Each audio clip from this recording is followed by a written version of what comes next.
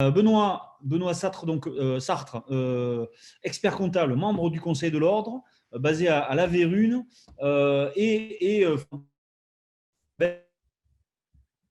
les questions finalement pour nos amis de la Société Générale ou d'autres.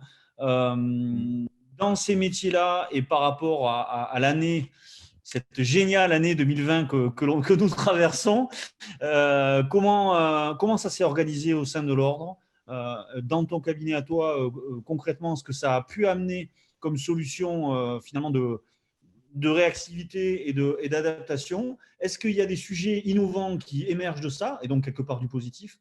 Voilà, donne-nous un peu ces perspectives, s'il te plaît. Benoît. Bon, c'est parfait. La présentation est faite, donc j'ai pas à la faire. Hein. Effectivement, je suis expert comptable et au sein d'une équipe d'une vingtaine de personnes à l'est et à l'ouest de Montpellier. Voilà, c'est le résumé. Oui, ça a été une super année pour nous, super année pour tout le monde, je pense. Bon, mine de rien, c'est vrai que au moment justement de ce premier confinement, c'est ce que j'ai dit aux équipes la veille, hein, pour le coup. Ce qu'il fallait prendre en compte, c'est ce qui n'était pas possible avant l'été à partir de maintenant. L'expert comptable est au milieu des données, en fait. C'est un métier où on ne gère que des données. On gère du papier d'un côté et de moins en moins, heureusement. Et d'ailleurs, ça a été un sacré tournant. Du papier qui rentre dans nos cabinets, beaucoup de flux informatiques, des flux bancaires, des flux de facturation, des flux de gestion qui rentrent justement dans nos serveurs. Et on en sort de l'information. Donc, c'est vrai qu'on est vraiment au cœur de l'information. On lutte, enfin, les experts comptables luttent. Et nous, moi, au sein du cabinet, j'ai une bande, j'ai derrière moi de 20 personnes qui luttent pour que les clients apportent de la donnée plutôt que des papiers. Parce que, hein, ce que disait justement Elisabeth tout à l'heure, la saisie ou la saisie de données qui existent déjà en informatique n'a aucune valeur ajoutée. Aucune, ça fait perdre de l'argent à tout le monde.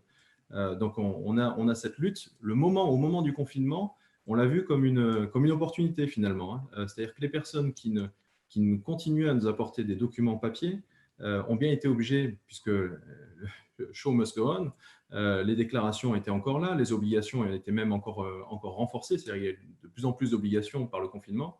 Donc, on a dû continuer à produire. Donc, ils ont été obligés aussi d'accepter finalement, ça a été une levée de frein, d'accepter de nous fournir des données informatiques qu'on attendait et qu'on attendait et qu'on est prêt à gérer. Il faut s'imaginer que chez les experts comptables, il y a une très forte saisonnalité. C'est-à-dire que tout le monde, bizarrement, a retenu qu'une clôture de compte, ça se fait le 31 décembre. Voilà, c'est bizarre, il y a à peu près 80% des bilans qui se font le 31 décembre. Donc, du coup, le summum du pic de notre activité, c'est entre le 15 mars et le 15 avril. Donc, le confinement du 16 mars nous a extrêmement impacté, extrêmement, hein, enfin, un point important. Donc, au sein de la profession, ça a été assez inégal, même s'il y a eu une volonté farouche, hein, de l'expert comptable d'accompagner les clients.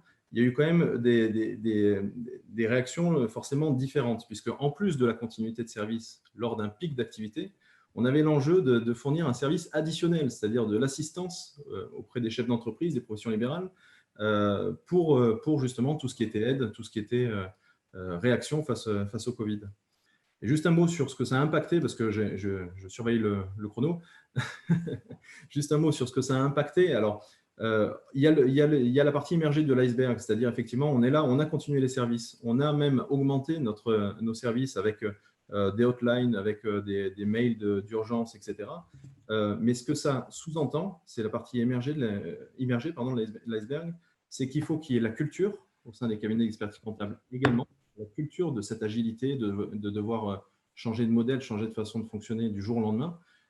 Il faut avoir l'infrastructure, c'est-à-dire avoir le matériel, les possibilités informatiques, justement, de pouvoir faire ce changement du jour pendant un pic, et une volonté de management, puisqu'on est une profession libérale un peu atypique, c'est-à-dire que pour un expert comptable, on a plusieurs collaborateurs, donc il y a aussi une dimension de management importante, et beaucoup de confrères, hein, pour beaucoup de confrères, il manquait un des aspects, forcément, hein, puisqu'ils n'étaient pas prêts, personne ne l'était, à ce type d'événement.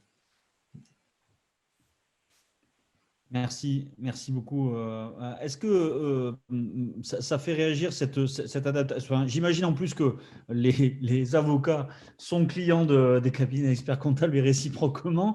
Donc, quelque part, les cas d'usage, on revient à ça, on revient à ce qu'on disait au tout début. Hein. Avoir des outils de veille, mais pas au moment où ça va mal, c'est avant, pour anticiper les bons usages, ce qui se passe, comment je peux réagir aussi. Cette forme d'agilité, c'est aussi de dire rapidement, je suis capable d'informer et de former très rapidement à ces nouveaux outils-là. Maintenant, on peut tout faire pour les experts comptables. On peut, avec son smartphone, scanner ses frais, scanner ses factures, envoyer, dématérialiser, etc. etc. Mais oui, il y a aussi la conduite du changement, c'est-à-dire l'acceptation de passer à ces nouveaux moyens-là et à cette modernité où il y a la question de l'éthique, de la confiance, de l'usage aussi et de tiens, je prends quelques minutes pour expliquer à mon client comment ça fonctionne. C'est ça, parce que c'est vrai que là, il y a une question de fond pour l'innovation chez un expert comptable.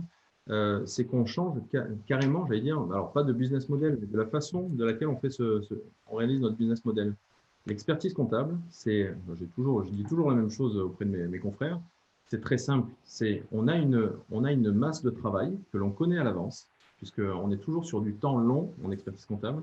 On sait qu'un bilan, ça dure 12 mois, on sait ce qu'il nous faut pour le faire. Et en face de cette masse de travail, on y met des ressources. C'est assez simple. On n'a jamais d'urgence. La procédure fiscale fait qu'on est toujours prévenu de ce qui se passe. Les contrôles en droit du travail ou les contentieux en droit du travail avec les salariés, on sait qu'il y a du délai. Là, du jour au lendemain, et c'est vraiment un mouvement de fond, on doit passer de ce temps long, finalement, de gestion de planning qui sont longs, à de la réactivité immédiate. C'est ce qu'on a vu justement. Alors, tout le long du confinement, là, pour le coup, on était, alors, pas en première ligne parce que je n'étais pas dans un hôpital, mais pas très loin vis-à-vis des entreprises, puisque le matin, on avait un tweet d'un ministre du Travail, l'après-midi, on avait un Facebook Live du ministre de l'Économie, le soir, on avait un décret qui sortait et qui finalement disait pas tellement la même chose, et pendant tout le long de la journée, on avait des SMS, des mails, des Slack interne de collaborateurs et de chefs d'entreprise qui demandaient quoi faire. Donc, on a switché du jour au lendemain dans un temps qui n'est pas habituel pour un expert comptable, c'est-à-dire le temps de l'immédiateté, sans la prise de recul et d'analyse. Donc ça, c'est un élément hyper important auquel il va falloir finalement s'habituer, je pense, en tant qu'expert comptable. Oui, on parlait d'infobésité tout à l'heure, c'est Sophie qui a dit ce terme-là et c'est une vraie réalité, savoir trier et prendre des choix. Merci beaucoup. Je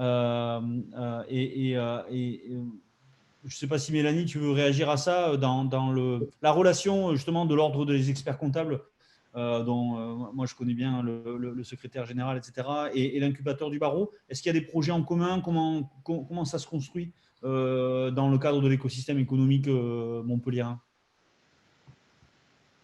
Alors, pour l'instant, il n'y a pas de projet en commun, mais le cabinet SAFTRE est partenaire de l'incubateur du barreau de Montpellier et j'espère bien que sur l'année 2021, il y aura…